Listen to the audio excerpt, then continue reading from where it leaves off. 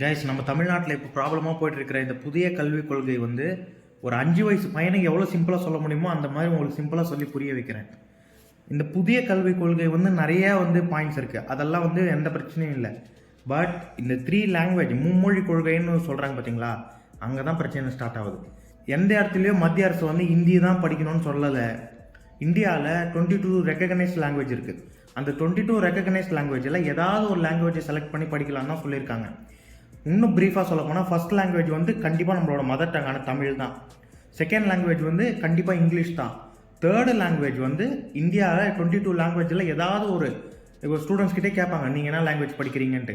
அவங்க செலக்ட் பண்ணி நம்ம தாராளமாக படிக்கலாம். பட் ஆனால் இது எங்கே பிரச்சனையாக மாறுதுன்னா, நம்ம பேரண்ட்ஸே 95% ஆஃப் த பேரண்ட்ஸ் என்ன தெரியுமா பண்ணுவாங்க, என் பையன் தான் எனக்கு தான் ஹிந்தி தெரியல, என் பையனாவது ஹிந்தி தெரிஞ்சுக்கின்னு இந்தியா ஃபுல்லாக போட்டோன்ற நோக்கத்தில் 95% ஆஃப் த பேரண்ட்ஸ் தேர்ட் லாங்குவேஜாக ஹிந்தி தான் சூஸ் பண்ணுவாங்க. செகண்ட் எங்கே பிரச்சனை ஆகுதுன்னா, நம்ம தமிழ்நாட்டில் நிறையா ப்ரைவேட் ஸ்கூல்ஸ் இருக்குது. பாதி பசங்க ப்ரைவேட் ஸ்கூல்ஸ்லாம் படிக்கிறாங்க. ஸ்கூல்ஸ்லேயே இந்த மாதிரி நிறைய ஆப்ஷனல் லாங்குவேஜெல்லாம் வைக்க மாட்டாங்க.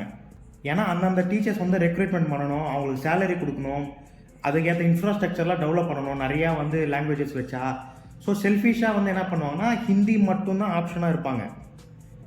இப்போ பேரண்ட்ஸே ஹிந்தி மட்டும் சேர்க்கக்கூடாது, மீது எந்த லாங்குவேஜெலாம் சேர்க்கலாம்னு ஸ்கூல்ஸ்க்கே போனால் கூட, நான் ப்ரைவேட் ஸ்கூல் தான் சொல்கிறேன், ப்ரைவேட் ஸ்கூல்ஸ்க்கே போனால் கூட அங்கே ஹிந்தி மட்டும்தான் இருக்கும்.